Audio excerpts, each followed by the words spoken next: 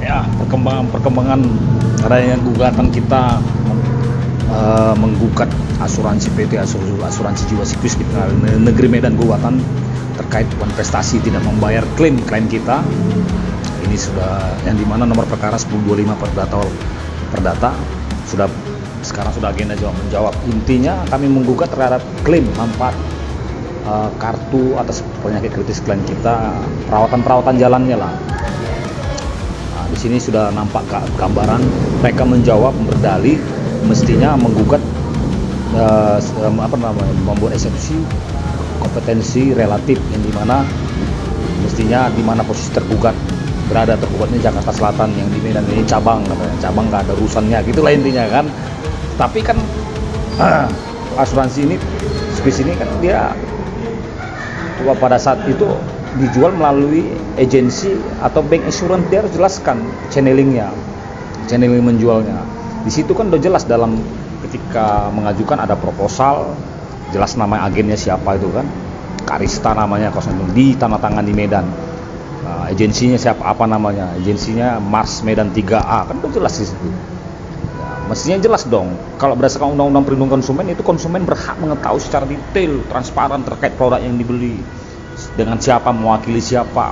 Kalau memang dia agennya itu di mana, di kantornya, jelaskan di situ dong. Jangan cuma agen Medan, ditandatangan di Medan. Jadi setelah tanda tangan proposal SPAJ, surat permintaan asuransi jiwa, kan beberapa minggu kemudian baru terbitlah polis. Di dalam polis itulah diselipkan jika ada perselisihan di pengadilan yang berwenang. Orang ini bermain di situ. Jadi intinya, kalau nasabah klien di Papua gugat di Jakarta Selatan, nasabahnya di Aceh gugat di Jakarta Selatan, ini gimana? Maka intinya kami itu menggugat asuransi dan juga menggugat asuransi yang dimana dia menjual melalui agen yang nama Karista di Medan. Di Medan itu ya Euro Building. Gimana itu di Medan ini? Ya situ dia entitasnya. Ya kalau bukan di Euro Building di mana? Ya jelaskan dong. Itu kan hak konsumen juga mengetahui sebagai nasabah asuransi klien. Jangan kita bermain di situ. Ketika ada masalah, klien buat seolah pasal berwenang. Ya karena disitulah tanda tangan di Medan, ya. Dan kami anggap diwakili oleh agennya. Kalau nggak ada agennya kan nggak mungkin jumpa di ini, jumpa sama klien kita. Makanya hak nasabah itu harus hak undang-undang perlindungan nasabah itu berdasarkan undang-undang perlindungan konsumen gitu ya. Berhak mengetahui berhak secara jelas hak dan kewajiban. Ini kan hak dan kewajiban itu di belakang hari kemudian di proposal di polis itu diselipkan, bukan waktu penandatanganan kontrak itu. Contoh proposal dan SPAJ kan nggak ada di situ dibuat pasal-pasal itu. Setelah beberapa hari kemudian, dan itu kan kontrak baku. Jadi kami anggap ya memang di situlah dia di Medan itu. Kalau nggak di mana gitu dia. Jelaskanlah, mestinya kan kalau memang melalui agensi apa namanya, beralamat di mana, berjelas nasabah itu. Kan sudah jelas di dalam polis itu apabila ada layanan pengaduan di polis itu ngomong kan gitu. Maka hubungi di regional service center terdekat, atau agen Anda, atau tenaga pemasar agen atau tenaga pemasar terdekat, kan di situ dia jelas ngomong. Jangan buat standar ganda, kita ada masalah suruhnya jauh-jauh gitu. Jadi kalau orang udah sakit, ya kan, disuruh ya ke Jakarta Selatan, ya kami anggap dia di Medan, itu dia. Kalau memang nggak di Medan, dia di mana? Sekarang agen yang bernama Karista itu di mana sebenarnya? Ini siapa orangnya? Dan di situ tanda tangan di Medan, berkantor di mana dia? Masa dia nggak berkantor agen Karista itu? Gimana agen berkantor di mana? Jelaskanlah di situ, di dalam proposal, di dalam SPAJ. Kan nggak ada di situ nomor-nomor kode-kode aja. Ini siapa? Agen Karista kan manusia ini. Berkantor di mana dia? Biar jangan kalian masuk ke 142 ayat 1 RBG itu. Ayat 1 di mana posisi tergugat, ya posisi tergugatnya di Medan juga lah, karena Karista itu kan setahu kami di Medan, mewakili yang berkantor di Medan. Kalau nggak di Medan, di mana dia? Jelaskan dulu kepada kami. Kalian jangan main di situ. Macam mana nih asuransi pelayanan kayak gini, ya kan? Jadi kalau dari Papua nasabah kalian gugat harus buat Jakarta. Makanya secara kontraktual terkait dengan perselisihan itu mestinya kalian jelaskan di situ di pengadilan berwenang, ditambah lagi di mana kontrak ini ditandatangani. Begitulah. Di mana kan, atau pengadilan berwenang, ya betul lah, pengadilan negeri berwenang di mana kontrak itu, tambahkan, jangan kalian gantung di situ bahasa-bahasanya. Yang kedua, setelah proses perkara ini berjalan, ternyata kalian ada surat menyurat di Januari 2005 secara diam-diam ke rumah sakit yang lain, yang dimana klien kami lagi menjalani cuci darah.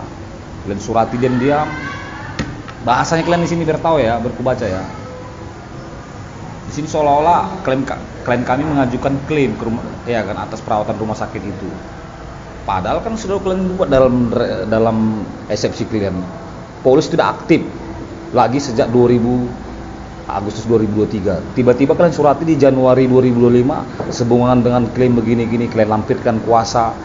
Yang klaim siapa? Terus kuasa itu udah tidak berlaku lagi karena kontrak sudah nggak aktif, udah nggak ada lagi hubungan, udah cerai lah gitulah. Di situ masuk dia tipu muslihat tadi, ada namanya kami duga masuk keterangan palsu, ya kan, keterangan palsu dalam surat, terus melampirkan dokumen-dokumen. Ini dokumen-dokumen kan ngomong kalian itu. Di mana dokumen tersebut dibutuhkan sebagai syarat untuk pengajuan klaim asuransi penyakit. Nah, pengajuan klaim asuransi penyakit kritis Bapak CI, ya kan, Cendra Irawan, gitu kan, untuk kelengkapan persyaratan dan kan udah jelas di suratnya, dilampirkan ke rumah sakit. Kurang apa lagi, belak-belin. Makanya kalian jangan jauh, nanti makin terbenam ini. Saya akan buat ini dulu, akan laporkan ke Polda mungkin terkait keterangan-keterangan Pak Sudah. Kami nggak pernah klaim, mengajukan klaim di rumah sakit Rasida. Itu kalian buat per tanggal 30 Januari 2025. Lampirkan dokumen-dokumen KTP, ATM, buku debit, terus melampirkan surat kuasa yang dulu taken sebagai nasabah. Ya itu kan berlaku waktu aktif. Kalau udah nggak aktif, apalagi udah lama, udah kalian dalilkan dalam gugatan, dalam eksepsi kalian juga sudah tidak aktif. Udah kalian jawab, tiba-tiba kalian mengajukan ini apa ini sekarang? Kok suka kalian standar ganda ya gitu ya. Jadi kami akan lakukan langkah hukum lebih ekstrim lagi gitu ya. Artinya supaya jangan juga pelaku usaha ini semau-maunya aja gitu dia, menyusahkan kita ya. Kalau memang agen Karista itu manusia, pasti ada tempat tinggalnya dan berkantor di mana sekarang, jelaskan. Ya ini kantor itu lah RSC Medan, di mana lagi? Kalau enggak jelaskan dalam apa kalian, dalam proposal, dalam SPAJ, dalam tulis, jelaskan itu sebagai hak daripada nasabah yang diatur dalam Undang-Undang Perlindungan Konsumen, berhak mengetahui. Jangan kalian tutupi di situ. Selain dari hukum perdata, ada lagi Undang-Undang Perlindungan Konsumen. Ya. Sekian dari saya. Salam dahsyat.